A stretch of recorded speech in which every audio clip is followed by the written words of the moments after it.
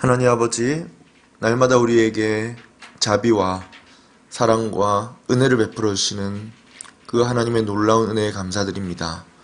연약하고 부족한 저희들이지만 늘 하나님께서 도와주시고 우리가 곁길로 빠지지 않도록 하나님 뜻 가운데 설 수 있도록 늘 도우시고 말씀으로 격려하시고 또 기도할 때 우리에게 응답해 주신 은혜에 감사드립니다.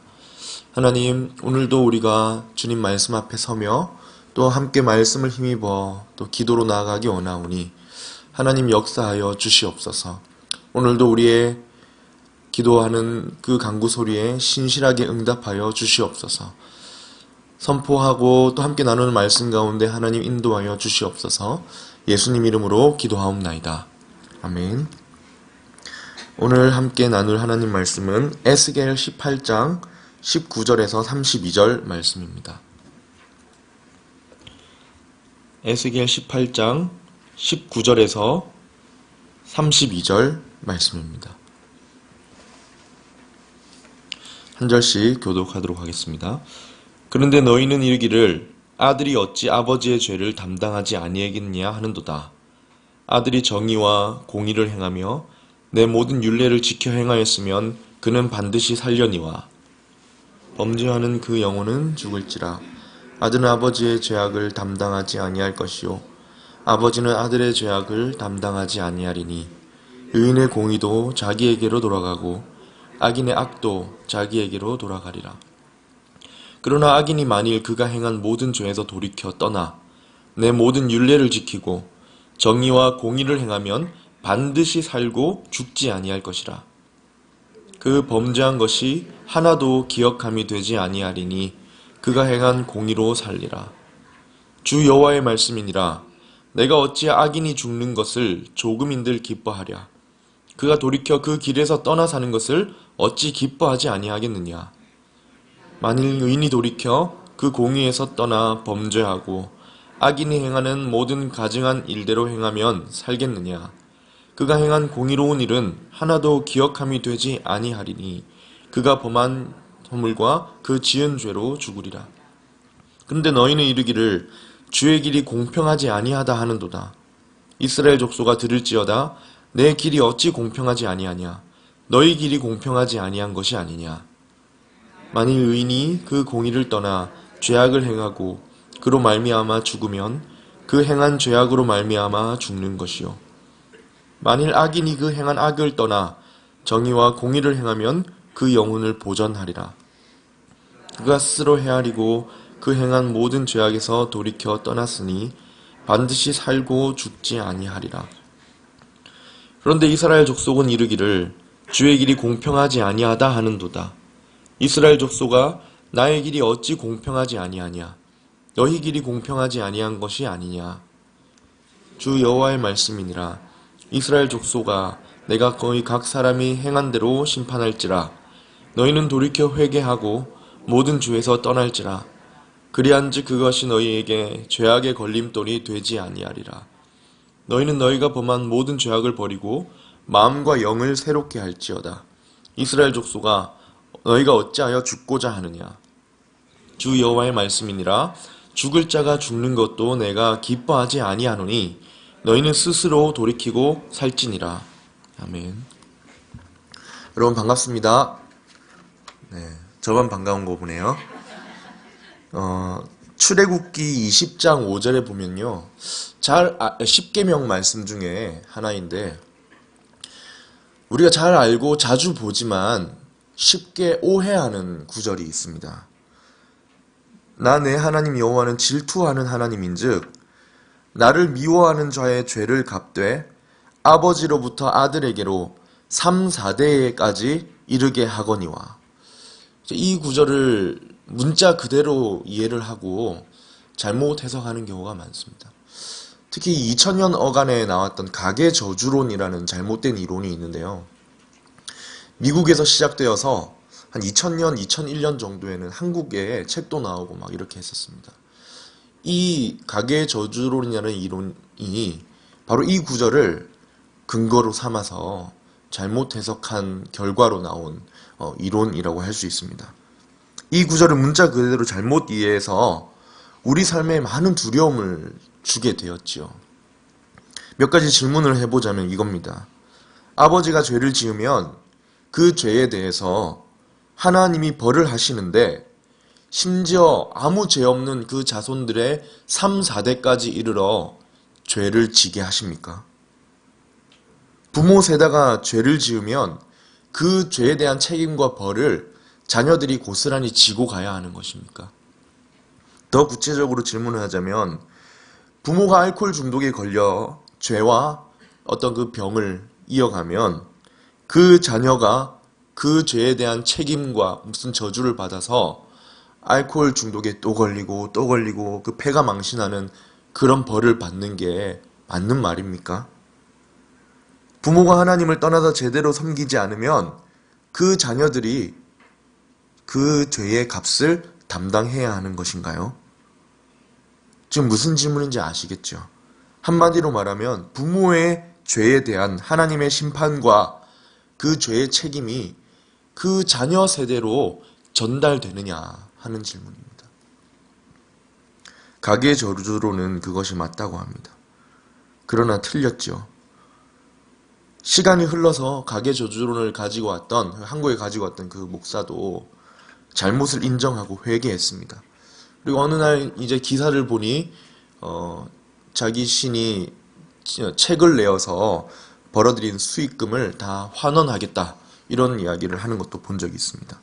가계의 저주가 흐른다. 끊어야 산다. 가계의 저주가 흐르는데 그걸 끊어내야 산다. 뭐 이런 책인데요. 여러 가지 거기에 대한 예시들을 들으면 굉장히 그럴듯하게 들립니다.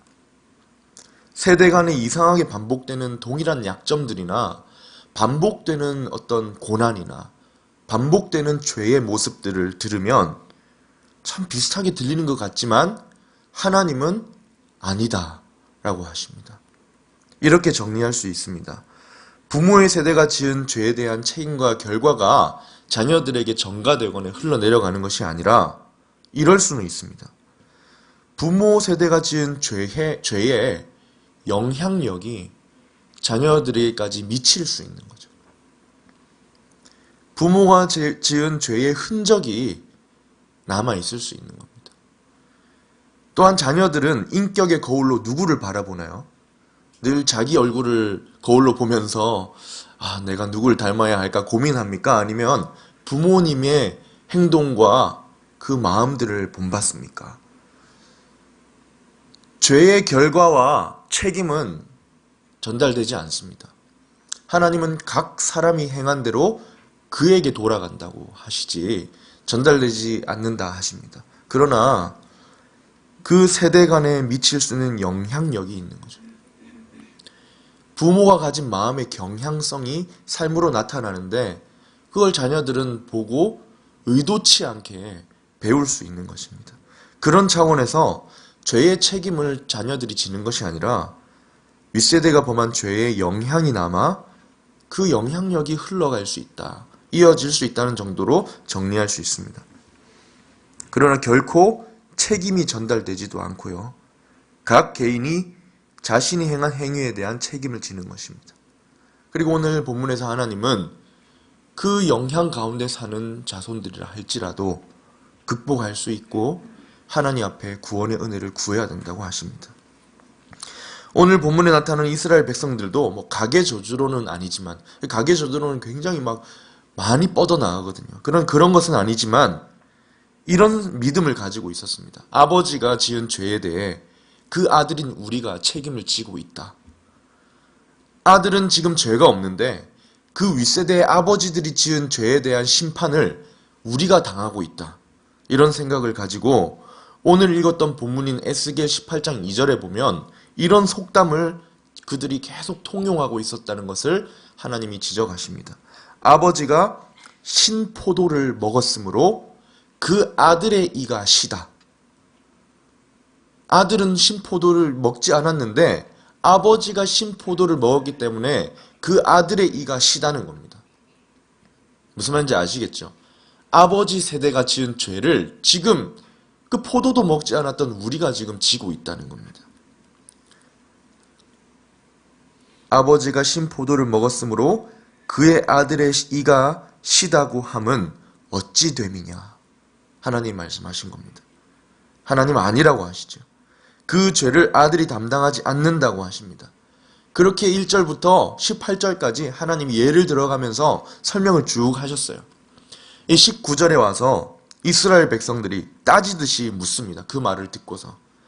그런데 너희는 이르기를 아들이 어찌 아버지의 죄를 담당하지 아니하겠느냐 하는도다. 이들이 뭐라고 따지냐면 아들이 어떻게 아버지의 죄를 담당하지 않는다고 합니까? 그러면 우리가 왜 이 고통을 당한다는 겁니까? 이렇게 묻는 것입니다. 이 질문에 대해 하나님은 뭐라고 하실까요? 이 속담은 도대체 왜 나오게 되었고 무엇이 도대체 잘못된 것입니까? 오늘 본문에서 하나님은 이 잘못된 이스라엘의 믿음에 대해 교정하십니다. 바르게 고쳐주시고요. 이 교정하신 하나님 말씀을 통해 우리는 부모와 자녀의 세대 간의 관계에 대해 바르게 이해하고 부모로서 우리가 먼저는 우리 자신을 위해 무엇을 해야 하는지 그리고 자녀들에게 좋은 영향을 주기 위해 무엇을 해야 하는지 여기에 대해서 잠시 살펴보려고 합니다. 먼저 이 속담은 어떻게 나오게 된 것일까요? 그리고 하나님이 이 잘못된 믿음을 어떻게 교정하시나요? 에스겔 당시뿐만 아니라 이 이스라엘이 거의 남유다죠. 거의 멸망하기 이 어간에 예레미야 선지자가 활동하던 시대에도 이 속담이 있었습니다. 이 속담은 아까 말씀드린 그 속담이죠. 아버지가 신 포도를 먹었으므로 아들의 이가 시다. 이 속담이 이 사람들 사이에 계속 이렇게 돌고 있었던 겁니다. 속담은 그냥 한두 명이 통찰력을 가지고 지어낸 이야기가 아니라 서민들 사이에서 인정되고 돌고 도는 이야기가 속담이 되는 것이거든요. 그러니까 당시 바벨론의 1차 공격, 2차 공격을 받고 막 이 심판을 받는 그 이스라엘 백성들 사이에 예루살렘 주민들 사이에 그리고 심지어 지금 에스겔 때에 포로로 1차, 2차 포로로 끌려와서 바벨론에 살고 있는 이 이스라엘 민족들 가운데도 이 속담이 돌고 있었던 것입니다. 이런 배경에서 그들은 이렇게 믿었습니다. 그들이 지금 하나님의 심판을 받는 것은 바벨론 포로로 끌려온 것은 자기들의 죄 때문이 아니라 그들의 아버지, 할아버지, 이전 세대들이 하나님께 지은 그 범죄함 때문에 그 심판을 우리가 당하고 있다. 자녀들이 그들의 부모의 행동들 때문에 부모들보다 더 고통받고 있다. 이런 뜻입니다. 정확히 말하면 아버지가 신포도를 먹었기 때문에 그 결과 신포도를 먹지도 않은 우리의 이도 시다. 이런 말입니다. 이전 세대가 하나님 앞에 범했던 죄악 때문에 자신들이 심판받는다. 여기에 숨은 암시는 무엇이냐면 우리는 죄가 없다는 겁니다. 우리는 죄가 없는데 부모의 세대가 지은 죄 때문에 우리가 처벌을 받고 있다는 것이죠. 분명 잘못된 해석이지만 조금 그 불평의 원인을 이해할 수 있는 것은요. 이스라엘 백성들이 그냥 지금 죄를 지은 게 아니라 오래전부터 죄를 지어왔지 않습니까? 과거 수백 년 동안 죄를 지어왔는데 하나님이 오래 참으셨습니다. 즉각적인 심판을 하지 않으시고 돌아오라고 선지자들을 보내시며 참으셨지요.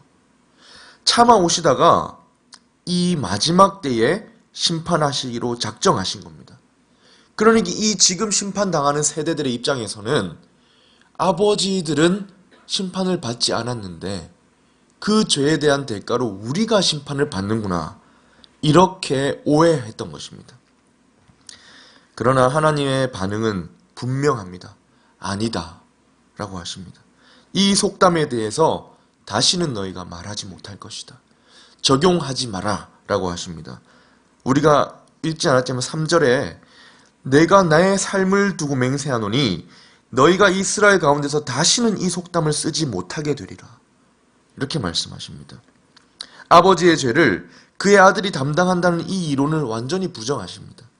그리고 오늘 본문 20절에서 각자가 범한 행위는 각자의 책임이다 라고 하시면서 이렇게 범죄하는 그 영혼이 죽을지다 라고 하십니다.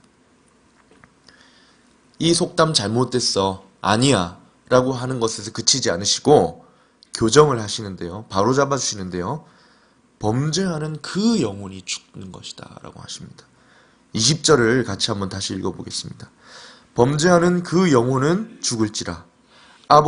아들은 아버지의 죄악을 담당하지 아니할 것이요 아버지는 아들의 죄악을 담당하지 아니하리니 의인의 공의도 누구에게 갑니까? 자기에게로 돌아가고 악인의 악도 자기에게로 돌아가리라. 각자 자기가 행한 대로 심판을 받는 것입니다.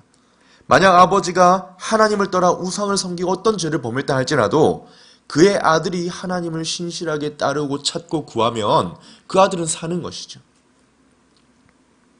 아버지든 아들이든 각자 자신이 행한 것에 대한 책임을 지는 것이죠. 반대로 아들의 죄악에 대해서도 아버지가 책임을 지지 않는다고 하십니다. 담당하지 않습니다. 죄에 대한 결과를 담당하지 않습니다. 죄를 범한 그 영혼이 책임을 지는 것입니다. 만약 아버지든 아들이든 하나님을 사랑하고 그 뜻 가운데 순종하며 살기로 하는 그는 살 것입니다. 왜냐하면 아버지도 아들도 다 어떤 죄의 결과나 운명에 속한 자가 아니라 모든 영혼이 하나님께 속했기 때문입니다. 4절에 하나님이 이렇게 말씀하셨습니다. 모든 영혼이 다 내게 속했다. 아버지의 영혼도 그의 아들의 영혼도 각자에게 속한 게 아니라 누구에게 속한 것입니까? 하나님께 속했다고 하기 때문입니다. 이미 신명기 24장 16절에서도 하나님은 그 아버지와 자식 사이에 죄의 전가나 전달이 전혀 없다고 이렇게 말씀하십니다. 신명기 24장 16절에 아버지는 그 자식들로 말미암아 죽임을 당하지 않을 것이요 자식들은 그 아버지로 말미암아 죽임을 당하지 않을 것이니 각 사람은 자기 죄로 말미암아 죽임을 당할 것이라. 여러분 지금 이제 잘 이해하셨죠? 하나님 말씀에 비추어서 하나님 말씀이 정말 맞다면 지금 포로로 끌려온 이들을 볼 때 내릴 수 있는 결론은 딱 하나밖에 없습니다. 포로로 끌려온 이들은 지금 왜 심판을 받고 있는 것입니까? 자기가 죄를 지어서 끌려온 것입니다. 포로로 끌려와 심판을 받은 이스라엘 백성들은 그들이 하나님 앞에 죄로 더럽혀졌기 때문에 자기가 지은 죄에 대한 대가를 받고 있는 것입니다. 이들은 자신이 마치 죄가 없는데 왜 아버지가 지은 죄 때문에 죄 없는 자기들이 이런 처벌을 받아야 되느냐라고 했지만 에스겔 20장 30절에 보면요. 에스겔이 너희들의 죄가 이거라고 이렇게 지적을 합니다. 제가 읽어보겠습니다. 그러므로 너는 이스라엘 족속에게 이르라. 주 여호와께서 이같이 말씀하셨느니라. 너희가 조상들의 풍속을 따라 너희 자신을 더럽히며 모든 가증한 것으로 따라 행음하였느냐. 너희가 또 너희 아들을 화제로 삼아 불 가운데로 지나가게 하며 오늘까지 너희 자신을 우상들로 말미암아 더럽히느냐. 이스라엘 족속아 너희가 내게 묻기를 내가 용납하겠느냐. 주 여호와의 말씀이니라. 내가 나의 삶을 두고 맹세하노니 너희가 내게 묻기를 내가 용납하지 아니하리라. 너희가 스스로 이르기를 우리가 이방인 곧 여러 나라 족속같이 되어서 목석을 경배하리라 하거니와 너희 마음에 품은 것을 결코 이루지 못하리라. 여러분 아버지가 신포도를 먹어서 아들에게 신 게 아니라 누가 신포도를 먹은 겁니까? 아들이 먹은 겁니다. 아버지가 먹은 그 신포도 때문에 아들에게 신 게 아니라 자기가 먹은 겁니다. 현 세대가 죄를 지은 것이고요. 이전 세대도 죄를 지은 것이고요. 그 죄를 똑같이 짓고 있기 때문에 아버지 세대가 받는 처벌을 그대로 같이 받는다는 말씀입니다. 아버지의 죄를 아들이 담당하지 않습니다. 그 아들도 죄를 반복해서 짓고 있기 때문에 하나님은 그 아들이 행한 죄에 대해 심판하고 계시는 것입니다. 교묘하게 그 이전 세대가 이렇게 했으니 라는 탓을 하면서 피해서 숨으려고 하는 그들에게 개선의 여지가 없습니다. 아까 처음에 말씀드렸던 출애굽기 20장 5절에 3, 4대에 이르기까지라는 미워할 것이라는 말씀도 죄 없는 세대의 3, 4대까지 하나님이 심판할 것이라는 것이 아니라 이 십계명은 아버지들에게 주는 거거든요. 자녀들에게 가르치라고. 아버지들에게 주는 교훈이 무엇입니까? 닮는다는 겁니다. 그 죄를 지으면 자녀들이 똑같이 짓기 때문에 3, 4대 계속해서 죄가 반복될 것을 하나님이 경고하셨던 것이죠. 참 무서운 것이 있습니다. 왜 아들이 신포도를 먹었습니까? 아버지가 먹는 걸 봤기 때문입니다. 아버지가 신포도를 먹었기 때문에 아들이 신포도를 먹는 것이죠. 왜 자녀들이 반복해서 죄를 짓습니까? 아버지가 하는 걸 봤기 때문입니다. 분명히 죄의 대가나 책임이나 심판이 자녀 세대에 상속되지 않습니다. 그러나 경각심을 가져야 할 것은 무엇입니까? 부모가 가진 그 경향성과 죄의 습관들이나 영향력이 남는다는 것입니다. 학습되기 때문입니다. 자녀들의 인격은 부모를 통해 형성되는데 부모 세대가 하나님 앞에 엄청난 죄를 이스라엘 백성들이 지었기 때문에 자녀들도 그것이 당연한 듯이 지었던 것입니다. 이렇게 변명할 수도 있겠죠. 하나님, 저희는 의도적이라기보다 부모 세대가 그렇게 하는 걸 봤기 때문에 학습된 거예요. 저희 잘못이 아닙니다. 그러나 하나님은 너의 잘못이라고 합니다. 닮았든 학습을 했든 하나님 앞에 죄를 짓는 그 세대에 대해 죄의 책임을 물으십니다. 에스겔은 아버지와 아들 세대 간에 죄의 책임이 이어지지 않음을 말하지만 영향에 대해서는 여기서뿐만 아니라 다른 구절에서도 이야기합니다. 16장 44절에 보면 인격적인 특성들이 한 세대에서 다른 세대로 전달되는 것을 이렇게 이야기합니다. 속담을 말하는 자마다 내게 대하여 속담을 말하기를 어머니가 그러하면 딸도 그러하다 하리라. 죄의 책임은 전달되지 않지만 인격이 전달이 됩니다. 부모로서 우리는 어떻게 해야 합니까?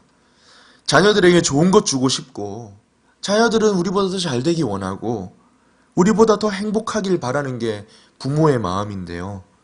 우리는 무엇을 해야 합니까? 첫 번째로 우리는 먼저 한 개인으로서 우리가 혹시 죄를 범했다 할지라도 돌이켜야 합니다.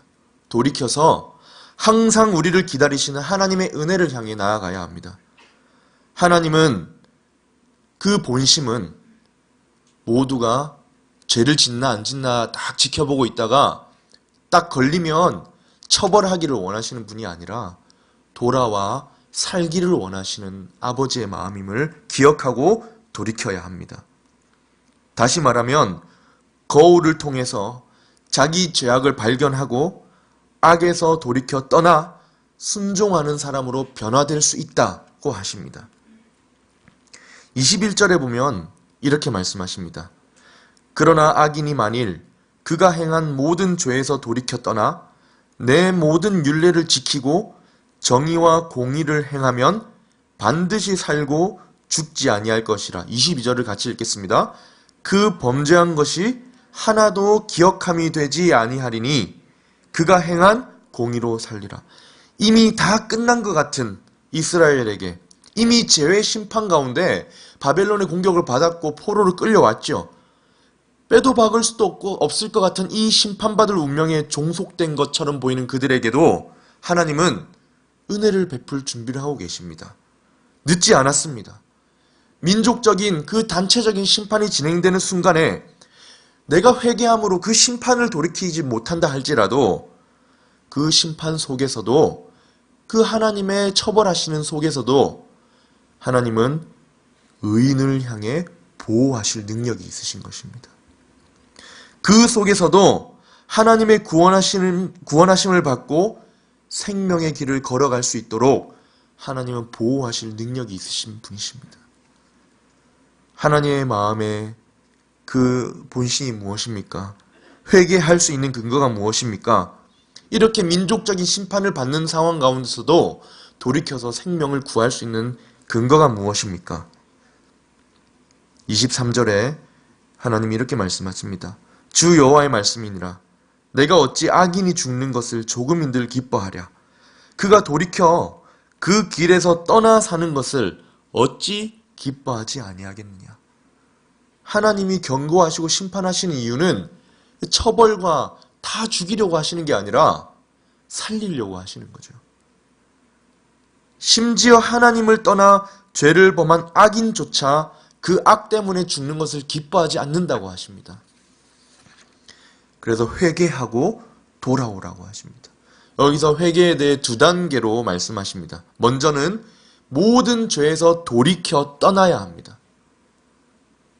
그리고 두 번째로 하나님의 뜻에 순종하기를 기뻐하는 자가 되어야 합니다. 이것이 온전한 회개라고 하십니다. 어떤 악인이라도 어떤 죄라도 용서받지 못할 것이 없습니다. 하나님이 용서하지 못하실 죄가 없습니다. 누구든지 그러니 죄에서 떠나 순종의 삶을 살면 반드시 살고 죽지 아니하리라 하십니다. 라합 아시죠? 라합이 그랬지 않습니까? 여리고 주민들이 단체로 심판을 받을 위기에 놓여 있을 때 라합은 하나님 앞에 신앙을 고백하고 하나님께 돌이켜서 라합과 그 집 사람들은 살았습니다. 하나님의 보호하심을, 심판 중에서도 하나님의 보호하심을 받았습니다. 흔적 중에서도, 부모가 지었던 죄의 영향력과 흔적 중에서도, 하나님의 심판 중에서도 하나님은 하나님께로 돌이키려고 하는 그 사람을 보호하십니다. 그 사람을 보호하실 능력이 있으신 하나님이십니다.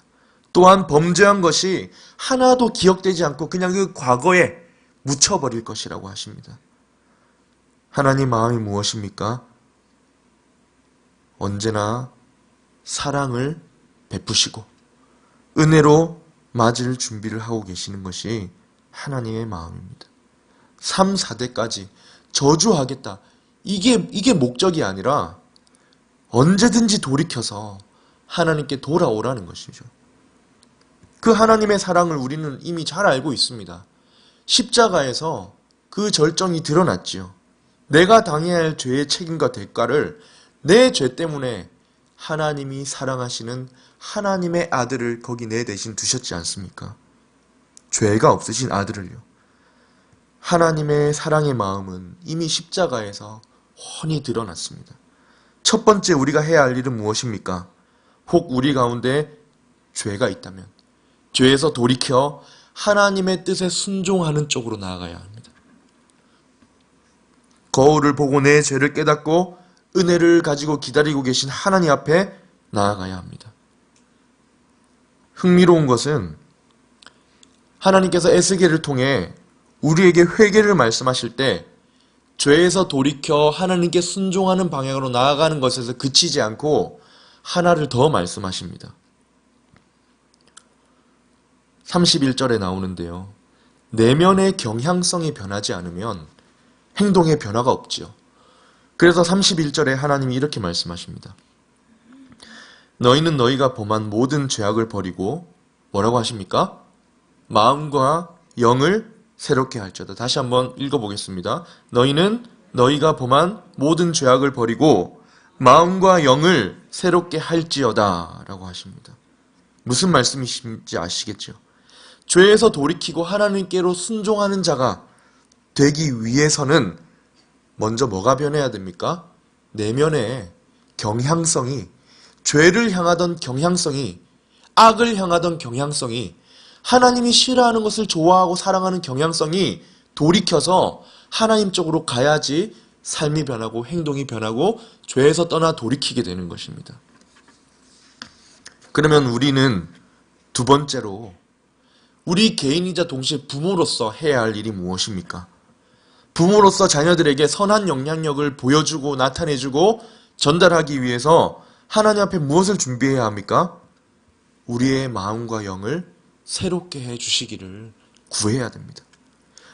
우리가 반복해서 넘어지는 약점, 죄의 경향성을 놓고 그 죄의 영향력을 극복할 수 있도록 힘주시고 우리 마음과 생각과 영을 새롭게 해주시기를 구해야 하는 것입니다.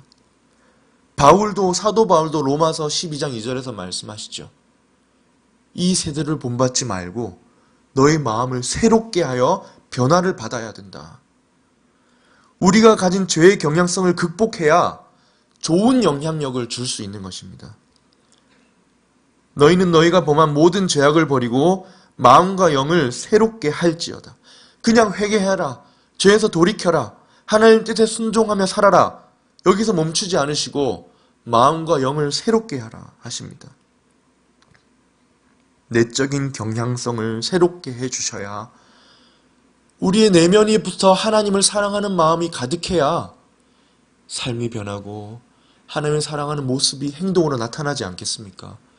그것을 보는 자녀들은 선한 영향력을 받는 것입니다.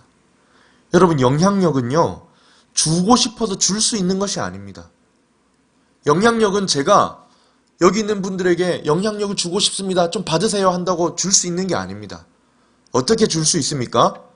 받는 쪽이 받고 싶어야 주는 겁니다. 영향을 받는 대상이 내가 영향을 받고 싶다는 마음이 탁 들어야 영향을 받아가는 거지요. 내가 주고 싶다고 주는 것이 아닙니다. 그래서 우리는 자녀들이, 다른 사람들이 영향받고 싶은 사람으로 내 자신을 가꾸어 가야 합니다. 영향은 주는 것이 아니라 받는 쪽에서 받는 거기 때문입니다. 그러니 우리 마음과 영을, 내면을 성령님께서 새롭게 해주시기를, 내가 지난날 가지고 있었던 연약한 모습과 부정적인 마음들, 하나님 앞에 늘 반복되게 죄를 범하는 연약한 모습들을 새롭게 해주시고 하나님이 기뻐하시는 모습을 가질 수 있도록 영향을 받기로 결정하는 그 결정자들인 자녀들이 우리를 통해 영향받고 싶어 하도록 기도해야 하는 것입니다. 내 자신을 가꾸어야 하는 것입니다. 우리가 할 수 있는 것은 우리가 먼저 하나님과 동행하기를 기뻐하는 마음을 갖는 것입니다. 우리가 먼저 하나님을 간절히 사랑하는 사람이 되는 것입니다. 어려운 일이 있을 때, 외로울 때, 슬플 때 주님께서 나와 동행하심을 의지하며 흔들리지 않는 모습을 가지고 찬양하고 기도할 때 자녀들이 무엇을 보고 느끼겠습니까? 반대로 조금 어렵다고 해서 감정을 통제하지 못하고 이곳저곳 의지하고 어찌할 바를 몰라 갈팡질팡하는 모습을 보면 또 자녀들이 느끼겠지요. 저라고 잘해서 이런 말을 하는 것이 아닙니다. 저도 마찬가지입니다. 내면을, 내 마음과 영혼을 새롭게 하고 하나님을 의지하는 자리로 나아가야 하는 것입니다. 자녀들이 조금 마음에 안 들고 답답하다고 해서 야 이놈아 하라는 공부는 안 하고 그렇게 하면 공부합니까? 하나님 도대체 이 녀석이 누굴 닮아서 이러는지 모르겠어요. 누굴 닮았겠습니까? 우리가 해야 할 일은 탓하고 정죄하고 이야기할 것이 아니라 하나님, 내 마음과 영혼을 새롭게 해달라고 기도하는 것입니다. 자, 첫 번째로 뭐 해야 된다고 했죠? 우리의 죄에서 돌이켜 하나님께 순종하는 사람이 되어야 하고, 두 번째로는 마음과 영을 새롭게 해주시기를 구해야 합니다. 세 번째입니다. 이렇게 말씀을 준비하면서 저는 20절 말씀이 계속 생각이 났습니다. 20절에 보면 하반절에 이렇게 말씀하시거든요. 의인의 공의도 자기에게로 돌아가고 악인의 악도 자기에게로 돌아가리라. 그럼 이 말씀을 보니 그러면 우리가 줄 수 있는 건 무엇인가? 라는 생각이 들었습니다. 우리가 자녀들에게 줄 수 있는 것은 무엇인가? 부모가 아무리 신앙이 좋다고 해서 자동적으로 자녀들이 구원받는 게 아니죠. 자신의 믿음으로 구원을 받는 것입니다. 우리가 쌓은 하나님 앞에 의로운 행위도 누구에게 돌아갑니까? 나에게로 돌아옵니다. 그러면 우리가 자녀들에게 줄 수 있는 것은 무엇입니까? 저는 이것을 생각하면서 세 번째로는 우리가 부모로서 자녀들을 위해 울어야 한다라는 생각이 들었습니다. 왜냐하면 누구도 대신해 줄 수가 없기 때문입니다. 주고 싶다고 줄 수 있는 게 아닙니다. 내 믿음을 그대로 씹어 먹도록 입에 넣어줄 수 있는 게 아니기 때문입니다. 대신 아파해 줄 수도 없고요. 대신 울어줄 수도 없습니다. 직장에서, 학교에서, 친구들 관계에서 어려움을 겪고 힘들어하는 자녀를 대신해서 해줄 수 있는 것이 없습니다. 자녀의 구원을 위해 우리가 대신 믿음으로 헌신할 수도 없습니다. 뭐 해야 합니까? 자녀들을 위해 울어야 합니다.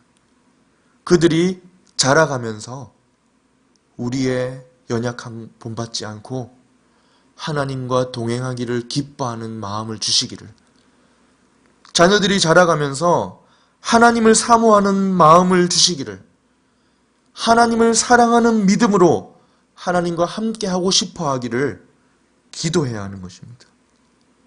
스스로 죄에서 돌이키고 하나님께 순종하는 삶을 살아가도록 부모가 기도해야 하는 것이죠. 32절에는 하나님이 이렇게 말씀하십니다. 너희는 스스로 돌이키고 살지니라. 스스로 돌이키고 살아야 합니다. 대신 돌이킬 수가 없고요. 대신 살아줄 수가 없습니다. 스스로 돌이키고 살아라. 이것을 위해 우리는 우리의 자녀들을 위해 울며 기도해야 합니다. 언약의 자녀를 하나님이 주셨지요. 우리도 그 자녀를 우리의 믿음을 따라 믿음으로 자랄 언약의 자녀로 인정하고 믿음으로 키웁니다. 이 자녀가 하나님 주시는 믿음을 가지고 이 생명길에서 벗어나지 않고 하나님을 경외하고 순종하며 동행하기를 끝까지 하도록 도움을 구하며 하나님의 은혜를 구하는 것이 우리가 할 수 있는 일입니다. 신명기 20장 30절에 이렇게 말씀하십니다. 우리 신명기 20장 30절을 다 같이 한번 읽어보겠습니다. 시작. 내 하나님 여호와를 사랑하고 그의 말씀을 청종하며 또 그를 의지하라. 그는 내 생명이시요 내 장수이시니 여호와께서 내 조상 아브라함과 이삭과 야곱에게 주리라고 맹세하신 땅에 내가 거주하리라. 내 하나님 여호와를 사랑하고 그의 말씀을 청종하며 하나님을 의지하라. 우리 사랑하는 자녀들이 이 믿음을 가지고 하나님과 동행하기를 우리는 기도해야 합니다. 자녀들이 마음대로 안 되지요. 내 생각 같지가 않지요. 그러나 기도해야 합니다. 하나님 말씀을 청종하여 의지하는 인생이 되도록, 그들 스스로가 돌이켜 하나님을 향하도록 기도해야 합니다. 이 스스로라는 말은 자기의 결정이란 말이 아닙니다. 하나님께서 그에게 은혜를 주시고 그와 동행해 주시고 그를 돌이켜 하나님을 사랑하는 마음을 가지고 걸어가게 하시기를 구하는 것입니다. 지금까지 우리는 우리 자신과 우리 자녀들을 위해 무엇을 해야 한다고 했습니까? 첫 번째는 우리가 스스로 죄에서 돌이켜서 하나님의 은혜를 구해야 하고요. 두 번째는 우리가 가진 연약함, 죄의 경향성, 습관들을, 내면을 새롭게 해주시기를, 그래서 자녀들에게 좋은 영향력과 본이 되어 수 있도록 기도하고 노력해야 합니다. 마지막 세 번째로 자녀들의 믿음을 위해 울어야 합니다. 그들이 하나님과 동행하기를 기뻐하도록, 살아가는 동안 하나님을 사랑하며 의지하는 사람이 되도록. 오늘 마지막으로 이 말씀을 기억하며 함께 기도했으면 좋겠습니다. 오늘 4절 말씀에, 4절 첫 번째 말씀에 하나님이 이렇게 말씀하십니다. 모든 영혼이 다 내게 속한지라. 우리도요, 우리의 자녀들도 나에게 속한 게 아니라 하나님께 속한 것입니다. 어떤 운명이나 이미 정해져 버린 어떤 결정적인 운명에 속한 게 아닙니다. 이미 과거에 범했던 죄에 속하지도 않았습니다. 하나님께 속했습니다. 하나님께서 우리를 변화시켜 주시도록, 그래서 우리 자녀들에게 좋은 영향을 줄 수 있도록, 또한 우리 자녀들의 삶에 개입하셔서 그 마음을 새롭게 하시고 하나님과 동행하기를 기뻐하도록 우리가 이것을 위해서 기도하며 하나님께 은혜를 얻는 귀한 믿음의 발걸음 되시기를 주님의 이름으로 축원드립니다. 우리 함께 찬양하고 기도하도록 하겠습니다.